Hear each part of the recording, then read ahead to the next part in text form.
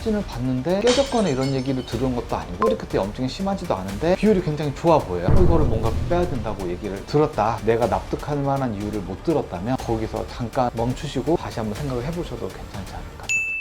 안녕하세요, 서치형 안교의 원장입니다.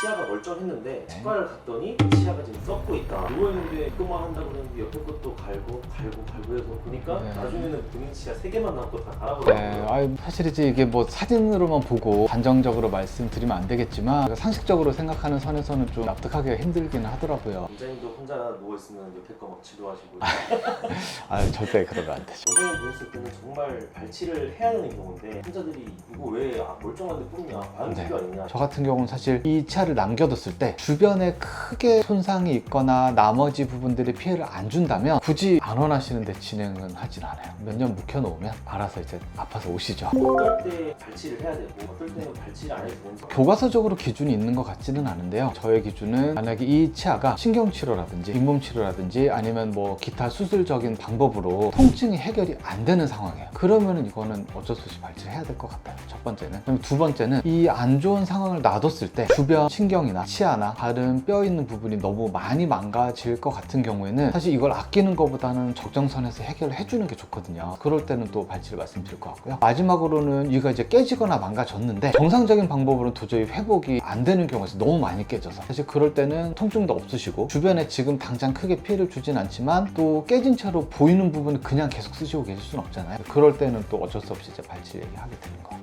우선 이제 그래도 대략적으로 이제 환자분들이 치과에 가시면 엑스레이를 찍고 원장님들이 설명을 해주실 거예요. 환자분들이 좀 쉽게 보실 수 있는 엑스레이에 대한 설명을 드리자면 엑스레이에서 이제 하얀 부분은 좀 더 단단하고 튼튼한 부분이라고 보시면 돼요. 어두운 색 부분은 뭔가 없거나 약한 거라고 보시면 돼요. 이 뼈 있는 부분 라인을 이렇게 선으로 그려보면 이 선 아래에 이제 뼈 속에 들어있는 뿌리 부분이 있고 위에 나와 있는 크라운 부분이 있는데 이 비율이 위쪽에 나와 있는 부분이 좀 더 짧고 아래쪽이 길다면 이건 이제 튼튼한 치아라고 보시면 돼요. 그래서 대략적인 비율은 1대2 정도. 이제 시간이 지나서 뭐 한 40, 50대 정도 되셔서 잇몸이 좀 약해지면 이 비율이 잇몸 뼈도 내려가서 1대1 정도로 바뀌거든요. 근데 1대1 정도는 웬만큼 질기고 단단한 거 다 쓰실 수 있어요. 그리고 손으로 직접 집에서 흔들어 보셔도 많이 흔들리거나 그런 느낌 받진 않으세요. 근데 여기서 이제 조금 더 안 좋아지면 이제 반대로 밑에 나와 있는 부분이 훨씬 길고 이 선 위에 있는 부분이 이제 훨씬 짧아지게 되겠죠. 이러면 사실 집에서 손으로 해보셔도 흔들리는 느낌도 나고 치과를 가시면 환자분 잇몸이 좀 많이 약해지셨습니다. 이런 얘기를 듣게 될 것 같아요. 기준이 안 되는데 발치를 안 하고 크라운을 하게 되면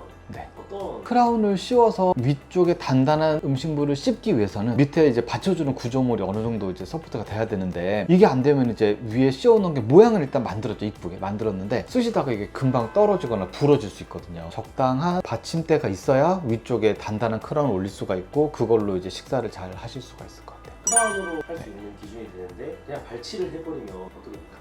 그러면 아깝죠.